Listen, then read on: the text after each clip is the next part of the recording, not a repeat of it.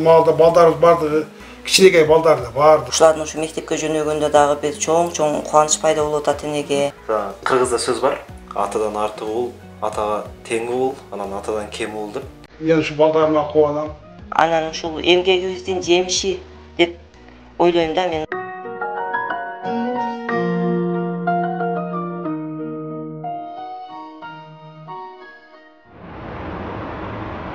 Ар бир адам баласы үчүн бул жашоодо ата-энебиз кымбат. Ата-эне уул кызы үчүн бул жашоонун ысык сууна чыдап, атүгүл алардын жыргалчылыгы үчүн өз өмүрлөрүн тобокелге салууга даяр. Ал эми перзенттери аларды урмат-сыйга бөлөп, кубанта билүү эң чоң белектерден бири болушу керек. Достор, сиздерге мына ушундай мүмкүнчүлүктү түзүп берген эң жакшы адам долбоору старт алды. Бул долбоор аркылуу ата-энеңиздердин туулган күнү же жоң гана ыраазычылык сөздөрдү айтып катыша аласыздар. Биздин биринчи программабыздын катышуучусу Сыймык мырза, алардын бир туугандары жана ата-энеси болмокчу. Саламатсыздарбы? Биздин программага Сыймык мырза кайрылган. Азыр биз Сыймык мырза менен жолугуп, апасы тууралуу азын-аулак суроолорго жооп алып маектешебиз. Саламатсызбы? Кандай сиңерсизби? Десо жакшы. Алгач айтып өтсөңүз, деги сиздин апаңыз кандай? Сыймык мырзанын апасы кандай аял болду экен? Апам эң биринчи эле аял затына таандык бардык касиеттердин ээси.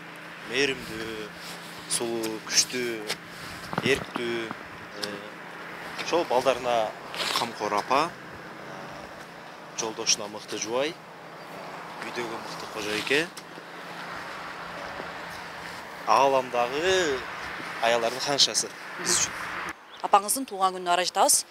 Кандай белек тандайбыз? Кандай белектер жактырат? Бардык эле айымдар үчүн гүл болсо керек. Ошон үчүн мен апама гүлдөрдүн эң жакшысын алып барам. Биз алтыным апам деген алайлы, анан мага ушул гүл жагып атат. Ассортимент.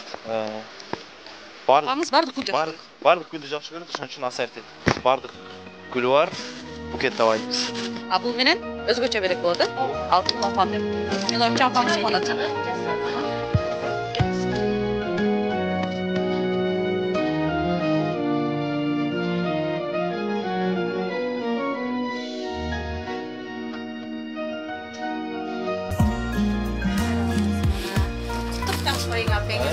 Рахмат. Буйруса, Сыймык мырза апасына белеги даяр, а биз болсо апасына карай жол тартабыз.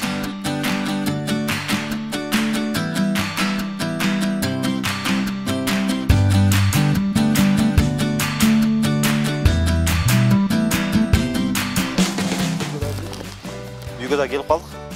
Азыр үйгө киребиз. Апам деле бүгүн туулган күнү сезип атса керек.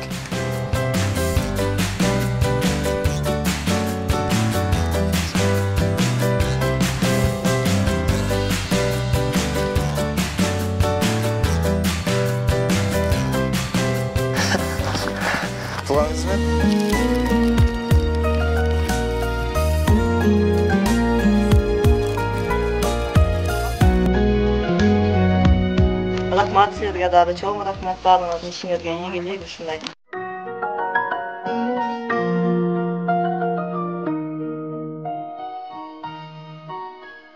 Туулган күнүңүз менен ден соолуктуу болуңуз, узак өмүр сүрүңүз. Ата-энеге, деги эле энеге эң жакшы белек кандай болот? Рахмат куттуктаганың үчүн. Ушул ата-энеге, ушул энеге, ушул дүйнөдө бул эң мыкты белек, ушул балдарым деп эсептейм. Татыктуу, жакшы тарбия берип, ушуларды өстүрүп, ушуларды өстүрүп, ушу мектепке жөнөтүп, ушулардын ушу мектепке жөнөгөндө дагы бир чоң кубаныч пайда болот ата-энеге. Ушул балдардын жакшы тарбия берүүгө, тарбия берип, ушундай татыктуу тарбия берүүгө ушу аракет жаса, ушу балдарым ушу мага эң чоң белек деп ойлойм. 6 баланын энеси, балдарынын мээримдүү апасы, мыкты өмүр жар, мыкты эне деги эле эң жакшы адам деп атабыз сизди.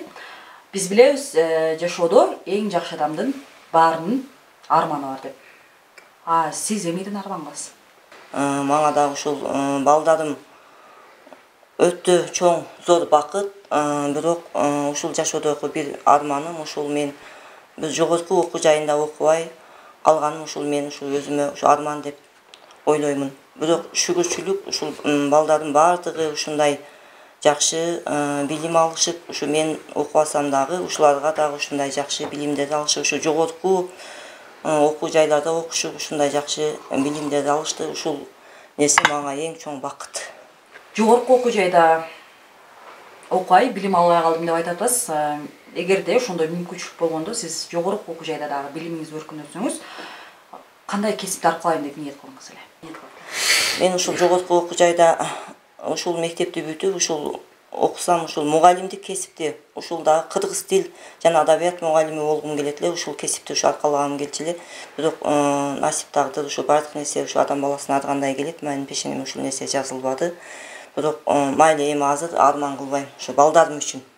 Азыр ушул жубайыңыз тууралуу жакшы маек куруп атабыз. Сизге дагы суроом төмөндөгүчө болсун. Мыкты өмүрлүк жар, балдарынын мыкты мээримдүү энеси деп атабыз. Ушул жашоодо оор кыйыш учурларда, жашоонун кандай баягы кыйынчылык учурларда жубайыңыздын дагы бир ирет чыдамкай, сабырдуу, кыйынчылыктарга туруштук бере турган кандай урунтуу учурлар болду эле? Ошолор боюнча эстеп айтып өтсөңүз.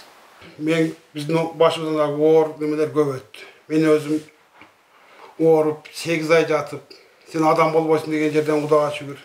Кудай шифа берип, мына адам болуп, сакайып, мына балдарга мына астында азыр Кудайга шүгүр жакшы тарбияды берип отурабыз. Ошол маалда балдарыбыз бардыгы, кичинекей балдар эле бардыгы.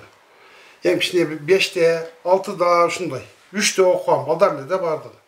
Ошол маалда бизде чөп мезгили өтө оор болот. Чөп мезгилинде өзү барып, ана мына жерде досторум, аяштарын айтып, олар чөптөргө жардам берип, бул өз аркасынан бизде чүмөлөктөп коет, үйүп. Оларды өзү жалгыз жөө болсо жөө балдарын ээрчитип алып барып. Эркек киши жасай турган жумуштар. Көп оор жумуштарды аткарып, ушунча чыдап, Кудайга шүгүр. Негизи балдарыңардын кандай кесипти аркалап, ким болуп чоңоюшун кааладыңар эле? Алар силердин үмүтлөрүңөрдү актап атабы? Ар ким өз кесиптерин окуп бүтүрүп, өз кесиби боюнча иштеп атышат. Ушул мен ушу балдарыма кубанам. Ушу өз койгон максаттарын ошону аткарып, Кудайга шүгүр азыр. Ошого кубанып отурабыз, Кудай калса бизди сыйлап, ушунча айтканыбызды кылат. Анан ушул эмгегибиздин жемиши деп ойлойм да, мен ушул балдардын ушу эмгегибиздин жемиши, ушул берген тарбиябыз, ушуларды биз чоңойтуп, ушундай кандай үмүттөр менен анан ушу ата-эне ушул балдар үчүн эң чоң тилектерди кыласың, ушундай ой максаттарды коюп, биринчиден, экинчиден ушулар үчүн тилеп, ушу азырдагы үйдө ушулардын ушундай жакшы немелерин тилеп, Кудайдан тилеп ушинтип отурабыз. Эми суроом балдарына болсун, Сыймык сенден баштай берели. Биринчи суроом, ата-энеңерге арзый турган перзент болуп атасыңарбы? Эмне деп ойлойсуң? Оор суроо. Кыргызда сөз бар. Атадан артык уул, атага тең уул, анан атадан кем уул деп. Бул сөз ушу ата-энеге деле колдонсо болот. Биз азырынча ата-энеден кем уул кызбыз. Буйруса ошол ата-энеге тең уул болгонго аракет кылам. Анан азырынча үмүттөрдүн кээ бирлерин актадык. Мектепте жакшы окусун деп ниет кылса, мектепте жакшы окудук. Тарбиялуу болсун деп ойлойм да. Канчалык тарбиялууmun билбейм. Жогорку окуу жайында окудук. Андан кийин жакшы жумуш таап иштесеңер дечи эле, жакшы жумуш таап иштеп атабыз. Азырынча ошол. Айдай, сенден баштасак, силер дагы жооп берип койсоңор. Ата-энем үчүн бул эң негизсиз бар айтып кетти, булардын бактылуу болушу деп, алардын ийгилиги деп. Буюрса ата-энемди кубандыруу үчүн, ата-энемди бактылуу кылуу үчүн аябай көп ийгиликтерге жетишкенге аракет кылам. Ошондой эле ийгиликтерге жетишем, буларды аракет кылам деп алдыма максат койдум, ошондой эле максатыма жетем. Булар мага эмне жакшылыктарды кылса, мен алардан дагы артык жакшылык кылганга аракет кылам. Буюрса силерге айтып кетем, мен силердин эмгегиңерди актайм. Силерге татыктуу кыз болом деп сөз берем. Эми негизинен эле биз ата-эненин сүтүн актоо бул, эненин сүтүн актоо бул өтө эле оор нерсе деп эле ойлойм мен өзүм үчүн. Алардын эмгегин, ушунчалык кылган эмгегин актоо үчүн биз көп аракет кылсак дагы жетпейт, аздык кылат, баары мындай болсо деле аз болот, өтө аз.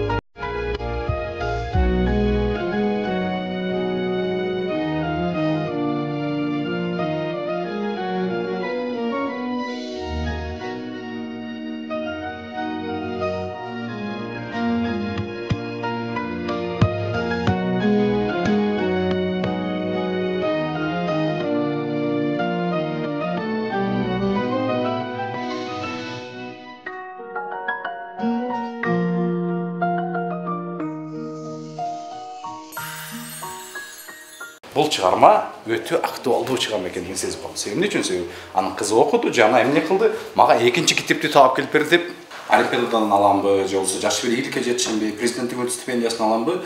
Биринчи чыгам, эч кимге чалбай туруп биринчи атама чыгам. Себеби эмне үчүн? Себеби апам мен үчүн эң кымбат адам. Ошон үчүн апамды кубантуу, ал айттым го. Перзенттин жеткен элги үчүн канчалык теңге деп коем. Биринчи ата-энемди кубантуу чындыгында менин үчүн эң чоң бакыт. Ошон үчүн мен ата-энемдин ак сүтүн толук актай албасам дагы бүгүнкү күндө ошол актаганга аракет кылдым. Эми апамы сүйүнтө турган эмес, эми ошого ылайык перзент болдум азыр. Дагы алда максаттарым бар. Эми апамы Меккеге апарсам деген чоң ой тилектерим бар. Эгер ошол тилегим орундалса, апам сүйүнтө турган перзент болом деген ниетим бар. Биз билебиз, бардык балдар ата-энесин жакшы көрөт. Бардык балдар ата-энесин сыйлайт, бирок көпчүлүгү баягы ичиндеги жакшы көрүү сезимин, ичиндеги жакшы сөздөрүн айта алышпай, сыртка чыга алышпай кыйналат. Азыр биз мына камера алдында, ата-энеңиздердин алдында, эже биздин алдыбызда айтып өтсөңөр болот. Балким бир убакта апаңарды жакшы көрөм деп айта албай калдыңар эле. Балким бир ооруса, апа жакшы болуп калдыңызбы? Апа ден соолугуңуз кандай деп сурай албай калдыңыздар эле. Азыр эми иштеги жүрөктөгү сөздөр чыгарабыз. Мен апам ушу бейишим деп атайм. Телефонда да ар дайым бейишим апам деп жазам. Чалганда бейишим апам деген жазууну көрүп, бейишим экенине дагы бир жолу ынанып, анан телефонду алып сүйлөшөм. Ошо бир эле сөз. Мен апамды жакшы көрөм. Сизге рахмат. Эми кезек кыздарында Айдай жооп берип койсун. Апам аябай бир мен үчүн чоң нерселер жасаганда мен апа сонун болду деп ушундай кубанам. Бирок айтпайм да. Мисалы мен ойлонуп көрсөм ушул күнгө чейин бир да апам мен сизди ушунчалык аябай катуу жакшы көрөм деп айтпапмын. Сиздерге рахмат, азыр ушинтип келип, ушинтип суроо бергениңиздер үчүн азыр айтып калайын. Апам мен сизди аябай катуу жакшы көрөм. Дүйнөдөгү бардык нерселерден сизди аябай катуу жакшы көрөм деп айтпапмын. Аз айткан сөзүм бул апамды мен эч качан жакшы көрөм деп деле айтпаптырмын. Негизинен чындыгын айтыш керек. Андай неме кылса деле жакшы көрөсүң, бирок аны сыртыңа чыгарып деле айта албайт экенсиң. Азыр ошондуктан мен дагы ыйлап жиберишим мүмкүн, ошондуктан кыскараак сүйлөйүн дагы. Мен апам мен сизди абдан жакшы көрөм, жана дагы атам апам менин бул дүйнөдө болгон байлыгым. Бирөөгө аябай жакшы сөздөрдү көп арнайбыз да, бирок эмнегедир өзүбүздүн жакындарыбызга бул сөздү айта албайт экенбиз да. Ошон үчүн бирок мен ушул постоянно айтам деп ойлойм, телефондо деле айтам деп ойлойм. Анан бирок кечээ жакында үйгө барып, анан кийин апамды бетине көрүп, апа мен сизди жакшы көрөм. Сиз бул дүйнөдөгү эң кымбат адамсыз деген сөздү зорго айттым, толкунданып атып, көзүмө жаш алып атып, себеби балким биринчи жолу айтып жаткандыгымдан болду окшойт. Эгерде бир сөздү күндө айта берсең, анда үйрөнүп каласың го. Бирок биринчи жолу ошол сөздү айта алдым. Ошол айта алгандыгымдан кубанычтамын, себеби апа дагы ал сен жакшы көрүшүңдүр эле, бирок жакшы көрөм деп айтканды уккам өзгөчө да. Ошон үчүн айта албай жүрөт элем, бирок айттым. Апа, мен сизди жакшы көрөм. Бул дүйнөдө эң жакшы көргөн асыл адамсыз мен апам бир гана. Бул дүйнөдө болгон бардык жакшылыктарды бир гана апама каалайм. Өмүрү узун болсун, ден соолугу чың болсун. Ар дайым ушул алтуулуунун бактысына бар болсун. Сизге суроом төмөндөгүчү болсун. Эжеңиз боюнча бир туугандардын арасынан кандай бир тууган болду? Кандай эже болду? Үй бүлөдөгү орду кандай? Биздин ушундай бир кеңешчибиз десек дагы болот. Мындай караганда ушу экинчи апабыз да. Ушул эжем өзү дагы ушундай бир токтоо, сабырдуу, ушундай мүнөзүнө мен кээде ушундай бир кээде таң калып өзүм дагы бетине айтпасам да мынтип карайм дагы. Мынча ушул эжем сабырдуу болуп калган экен. Ушундай эле өзү бизге башчы болгонго ылайыкташып төрөлүп калган экен деп ойлоп калам да. Мен ушундай билбейм, баалайм. Сизге белегиз бар эле? Ойло. Жакшы адамды. Эң жакшы антыманы куттайбыз. Бар болуңуздар да. Анан сыйлап, келип ушул жерде ушул мен үйлөндүм, ушул үйлөндүрүп баарын тартып, ушул жерге келип отурсаңар, ушул силерге дагы чоң рахмат. Эң жакшы адам деп атабыз сизди. Биз билебиз, эң жакшы адамдардын көпчүлүгүнүн ушул жашоодогу өзүнүн ураны, өзү тайбаган эрежелери болот. Сиз дагы өзүңүздүн жашоодогу ураныңыз менен, эрежелериңиз менен бизге бөлүшүп өтсөңүз, балким башкаларга стимул болот, башкалар дагы ошол нерселерди жашоосунда колдонуп жүрөт. Сабыр түбү сары алтын болбосо дагы алтын дегендей ушундай бардык адамдарга ушу айтар элем, ушундай сабырдуулук кылып, ушундай жакшы ийгиликтерге, ушундай жакшы нерселерге жетишсе деп ойлойм. Ушу мен ушу эмеден пайдаланып айтып кетер элем. Ушул силерге дагы чоң рахмат. Силер дагы ушундай жакшы үй бүлөнүн ээси болгула, жакшы ата-эне болгула. Ушундай дайыма баарыбызга жакшылыктар болсун. Жашоодо жакшы адамдар аябай көп. Алардын эң жакшылары бул биздин ата-энебиз. Ата-энеңизди капа кылбаңыз, кубанта билиңиз. Кийинки программалардан көрүшкөнчө сак саламатта калыңыздар.